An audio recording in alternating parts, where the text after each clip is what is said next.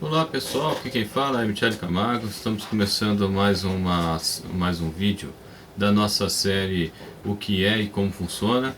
E nós estaremos falando agora do chamado corte a plasma, né? Estaremos apresentando o que é o corte a plasma e como ele funciona e quais são as principais aplicações atuais aí desse processo de corte. Bom, vamos então ao corte a plasma, né? O que nós temos, né? Existe, antes de a gente falar o que é o corte a plasma, a gente tem que entender primeiro o que é plasma. Então existe lá no ensino médio, no ensino fundamental, a gente aprende lá os chamados 3 estados físicos da matéria. Relembrando, né? É o sólido, aí eu coloquei aí o que todo mundo conhece, né? O gelinho, né? O gelo é o estado sólido da água.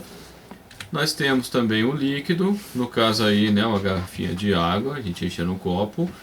E no caso aí que todo mundo também tem, já viu na vida, né? Você tem uma panela, você coloca lá no fogo, de repente começa a sair aquela fumacinha.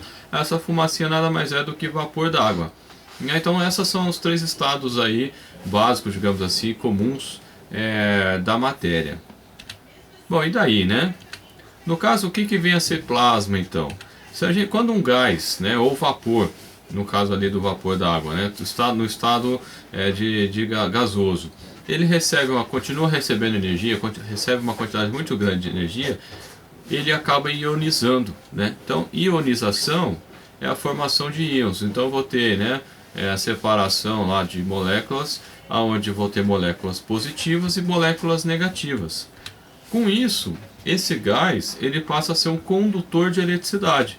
Então, um gás que até então ele era isolante elétrico, né? Ele passa a ser condutor.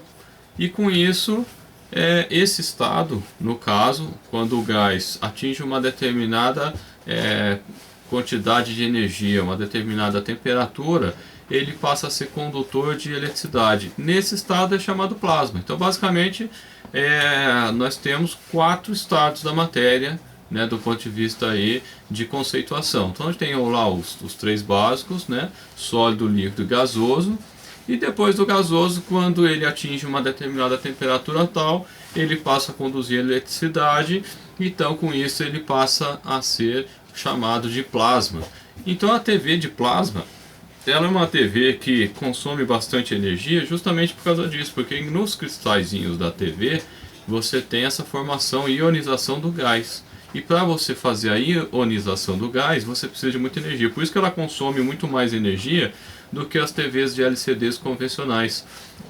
Por isso ela está saindo meio de lado, porque hoje em dia você tem essa questão de energia, um assunto bastante importante. Bom, e qual seria o exemplo natural de plasma? Um relâmpago. Então, quando a gente observa um relâmpago de uma tempestade, ou no início ou durante uma tempestade, o que a gente tem justamente a condução de eletricidade, que aí você tem a formação, né, você tem uma condição propícia para isso, o raio, muitas vezes a gente acha que é de cima para baixo, mas pode acontecer de baixo para cima. Depende de onde estão as partículas mais positivas e mais negativas, né? Então você tem a concentração de cargas elétricas positivas e negativas, e num determinado momento esse diferencial de potencial começa a ser tão grande que eu tenho a transferência, né, digamos assim, de carga elétrica, que forma então o relâmpago. Então o relâmpago nada mais é que um estado de plasma natural que acontece em condições favoráveis aí, como a gente comentou. Bom, qual é o princípio então? O que vem a ser o corte a plasma? Bom, o corte a plasma é aquele cujo princípio de corte é por meio do plasma. Então, se eu trabalho a minha ferramenta ou o método de corte que eu estou utilizando é o plasma, eu tenho chamado corte a plasma, né? Então, o princípio básico seria esse. Então, quando a gente cria condições favoráveis, cria-se um arco elétrico entre a tocha, que é, né, o equipamento, digamos assim, parte do equipamento, né, a ponta do equipamento, e a peça a ser cortada. Então eu vou ter, com essa condição favorável, eu vou ter a criação de um arco elétrico. E esse arco elétrico, ele atinge, em média, aí, de 10 a 30 mil graus Celsius. Então é uma temperatura muito alta. Então, no caso, quando você vê um corte a plasma, aqui é bem parecido com a soldagem. Só que a soldagem ela tem a finalidade de derreter o material, e você coloca normalmente o material de deposição, e aí você une, né, quando o material ele se solidifica, você une as duas partes. Aqui o objetivo é o contrário, eu quero justamente, entre aspas, derreter o material para separar. E é isso que acontece, né? O arco elétrico ele chega a uma temperatura muito alta, e na região onde ele está passando, ele acaba, entre aspas, derretendo o material. Esse não é o termo técnico, né? O termo técnico seria fusão, né? Mas isso aqui é para todo mundo entender. Ele derrete o material e faz a separação. E aí, quanto mais preciso, aí você tem a evolução da tecnologia de plasma em termos de acabamento, que é o que a gente vai estar mostrando daqui a pouquinho. E o material a ser cortado deve ser um condutor de eletricidade. Então, basicamente, o corte a plasma ele é usado em metais, né? Mais frequentemente em aço carbono, aço inox e alumínio. São os 3 materiais mais utilizados. Mas em tese, qualquer tipo de material metálico seria possível de se cortar em plasma. Por que tem que ser isso? Porque eu tenho que criar condições de ter esse arco elétrico. E só vou ter arco elétrico se eu tiver diferencial de potencial, e uma parte tem que ser negativa e outra parte tem que ser positiva para criar essa corrente elétrica, esse arco elétrico através do gás ionizado. Bom, o que todo corte a plasma tem? Né? Uma fonte geradora de plasma, então eu vou ter um equipamento que vai, né? Eu não vou entrar em detalhes do equipamento, mesmo porque não é tão simples assim, que vai criar condições para que eu consiga ionizar o gás, né? Então eu preciso ter uma fonte geradora de plasma. Eu tenho que ter um gás a ser ionizado. Se você pegar, né, o que o pessoal chama aí de plasma de alta... me fugiu o termo agora. De alta definição. Então o plasma de alta definição, ele justamente, ele além do gás ionizado, ele tem um gás de proteção. Mas aí assim, é um avanço da tecnologia para que você obtenha condições mais favoráveis, digamos assim, ou condições mais propícias para ter um melhor acabamento. Mas em tese você precisa de um gás só, que é o gás que vai virar o plasma, né, que vai ser ionizado para virar o plasma. Eu preciso de um material a ser cortado que deve ser condutor de eletricidade. Se não for, não tem jeito, não adianta querer cortar madeira, que não vai, madeira é isolante.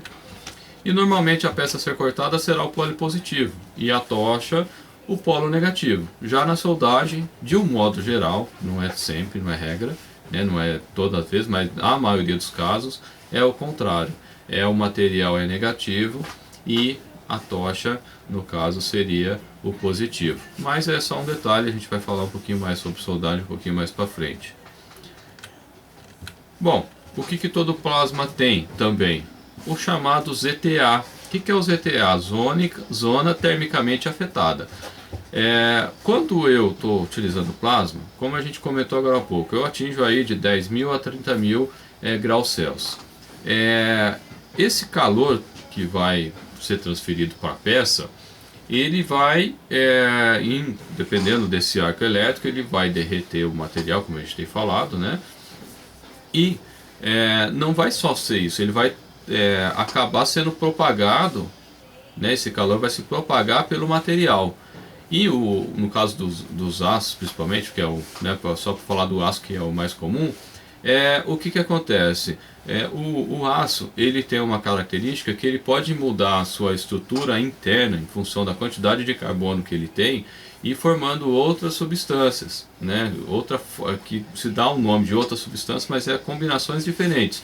Aí a gente pode falar cementita, perlita, bainita, e por aí vai, né? Que aí tem que estudar lá materiais para poder entender um pouco melhor. E isso, cada material desse, ele proporciona uma determinada dureza para o material. Daí que vem aí os tratamentos térmicos, né? Que são feitos justamente para que você obtenha essas substâncias, que essas combinações diferenciadas de carbono e ferro, e com isso você endureça o material, ou a amoleça, que também existe essa possibilidade. O que acontece? Aqui no corte ele vai propagar o calor, e quando você atinge determinadas temperaturas é quando acontece a modificação dessas combinações de moléculas de carbono, da forma como elas vão se agrupar. E com o resfriamento não dá tempo do material voltar àquela condição que ele estava. Então acontece uma espécie de um tratamento térmico aqui, que vai alterar as condições físico-químicas do material. Então eu posso ter um endurecimento, e muitas vezes eu vou ter um endurecimento dessa parte. E a gente mostra aqui justamente essa partezinha que a gente destaca aí, que se você observar está com uma cor diferente. É justamente a zona térmica afetada. Então quando a gente fala de zona térmica afetada, seria isso: o calor ele vai se propagar e vai alterar, do ponto de vista físico-químico, o material, e vai alterar as durezas que eu tenho desse material.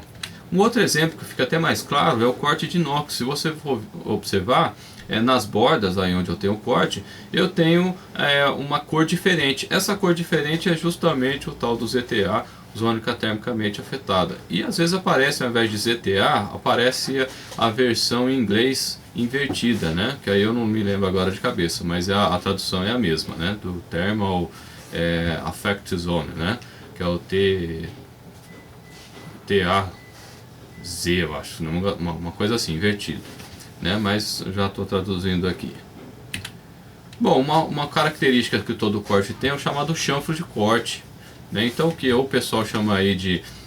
você tem o tal do kerf, que o pessoal gosta muito aqui no Brasil de trabalhar com os termos em inglês. Eu particularmente não gosto, mas como a maioria fala, que é justamente esse espaçozinho que eu tenho, que seria a largura do meu corte, né? Então se eu vou ter... eu vou perder mais ou menos material em função, claro, das características que eu vou estar configurando.